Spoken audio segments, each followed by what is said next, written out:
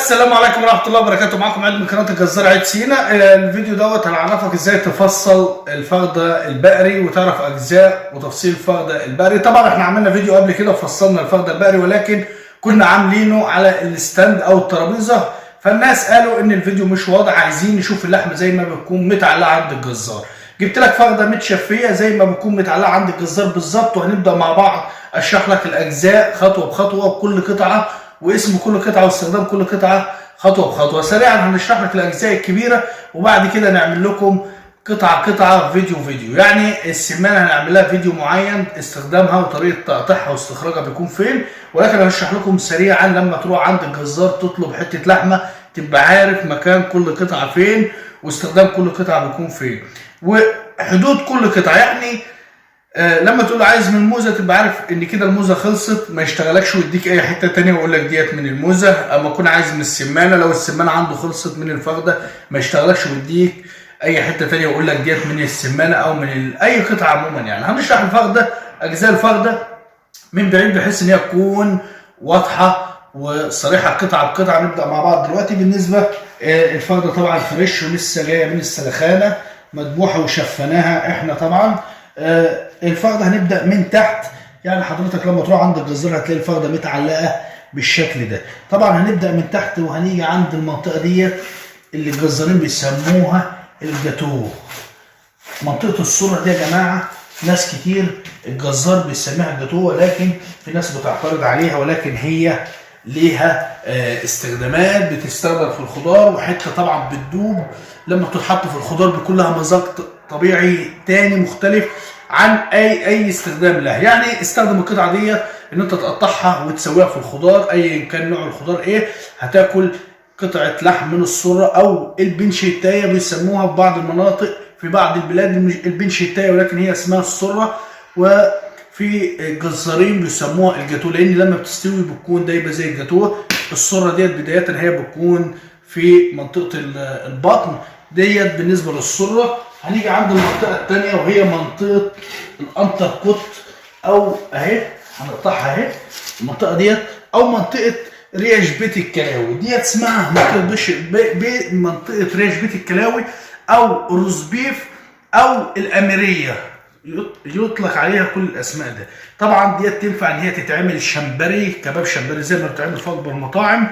الستيك الشمبري هنعمل لكم فيديو هنشرح لكم طريقه عمل الستيك الشمبري واستخراجه من القطعه ديت. وممكن تستخرج منها الستيك الشمبري وتستخرج منها البفتيك، ممكن برضو ممكن تستخدم منها الكفته، يعني تطلع منها ستيك شمبري مشوي وتطلع منها مفروم كفته تشويها على الفحم، او تستخدم منها لو هتعمل مكرونه اسباجيتي او داوود باشا او اي حاجه ثانيه بالمفروم. هنيجي بقى عند القطعه الثانيه، هنيجي مثلا عند الموزه وحدود الموزه بتكون فين يا جماعه. ناس كتير بتشتغل الناس الموزه هي ديت بتكون الموزه بالظبط زي ما هي بتطلع كده. الموزه هي ديت الموزه، وفي منطقه ثانيه في باقي ليها، ولكن هي ديت الموزه اللي تنطلق عليها كلمه موزه. دي بالنسبه للموزه واستخداماتها طبعا كتير ومعروفه. وديت فرخه الموزه القطعه اللي هي متعلق منها هنسيبها دلوقتي عشان احنا معلقين منها. هنيجي بقى عند قطعه ثانيه وهي السمانه. السمانه هي بتكون فوق ما بين وش الفخده وظهر الفخده والكولاطه، ما بين الثلاثه دول. ادي وش الفخده اهوت يا جماعه، وده ظهر الفخده ودي الكولاطه. السمانه بتكون في النص. افضل قطعه لحم ناعمه ممكن هي تنفع مشويه، وممكن تنفع ان هي يتعمل رقم واحد لعمل البفتيك لانها بتكون ناعمه جدا وقطعه لحم حمراء 100% زي ما حضراتكم شايفين. ديت الجزارين بنقول عليها احنا هبره السمانه، لان هي عباره عن كتله لحمه هبره كده، لحمه حمراء صافي يتعمل منها البفتيك ويتعمل منها اي حاجه. واذا كان العجل صغير في السن ينفع ان هي تتعمل شرايح رقيقه وتبات في التتبيله 24 ساعه وتتبل وتتشوي. طيب هنيجي عند الكولاطه، حته ناعمه طبعا في قشره الصدفه. طبعا دي حته لحمه تنفع للمفروم اسمها قشره الصدفه، بتبقى فوق الكولاطه. طبعا الكولاطه هيت بتكون اول قطعه لحمه ملامسه للانتركوت او الروز بيف. طبعا قطعه لحمه ديت ناعمه جدا، تنفع في الخضار، تنفع في الشوي برضو، تنفع في المفروم، جميله، تنفع لجميع الاغراض، ولكن افضل شيء تنفع له اللي هو الخضار. هنيجي بقى عند وش الفخده يا جماعه، وطبعا ديت قطعه لحمه تنفع للشاورما البلدي. طبعا قطعه لحمه حمراء جدا، والعشاق اللحمه الحمراء لو عايز كل من وش الفخده قطعه لحمه حمراء 100%. بيستخدموها مطاعم الشاورما، وممكن ان انت تطلع منها برضو البوفتيك او اللحمه الشرايح المحمره في الزيت. هنيجي بقى عند القطعه الاخيره، ظهر الفخده. ظهر الفخده يا جماعه بيكون ناشف شويه، ويفضل ان هو يتعمل مفروم او يتعمل لحمه مسلوقه، طبعا احمر برضو 100%، لحمه 10/10، بيبقى ناشف شويه، ممكن احنا نفرمه او نستخدمه في طواجن لحمه في الفرن، او اللحمه المسلوقه العاديه اللي احنا بنسلقها في البيت وناكلها ونستمتع بيها. معانا عرق تريبيانكو، وبرضه هو عباره عن قطعه لحمه حمراء. عمود التريبيانكو ده يا جماعه ممكن له اغراض كتير في الاستخدام. ممكن ان احنا نستخدمه ورقه لحمه، وهو افضل مكان يتعمل في ورقه اللحمه، بيكون بالشكل ده، بيكون لونه ابيض فاتح شويه، عكس اللحمه ما بيبقاش احمر غامق زي اللحمه ديت، لا بيكون فاتح زي ما انتم شايفينه دوت عرق التريبيانكو.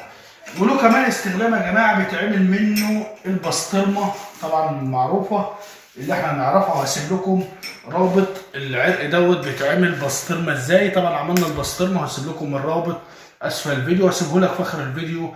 البسطرمه دوت عرق اسمه عرق التريبيانكو، وده قطعه لحمه ملهاش حل تعمل لحمه بارده، او بيتحشي توم وبيخش الفرن برضو، بيتلف بخيط وبيخش الفرن وبيطلع يتقطع حلقات، بيبقى جميل دوت بالنسبه لعرق التريبيانكو. طبعا ديت اسمها فرخه الموزه، طبعا احنا طلعنا الموزه في اول الفيديو، وديت اسمها فرخه الموزه، بتكون القطعه بالشكل ده.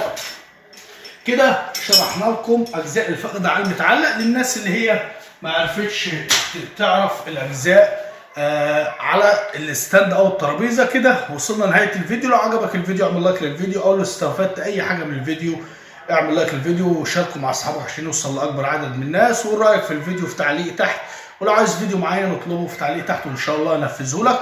وانتظروا الفيديوهات الجايه القادمه الجايه ان شاء الله. وفيديو البسطرمه هتلاقيه في اخر الفيديو حاليا. وما تنسوش تدعمونا بلايك وتشتركوا في القناه اول مره تشوفوني. ومع تحياتي لكم الجزار عيد سينا، ومع الف سلامه.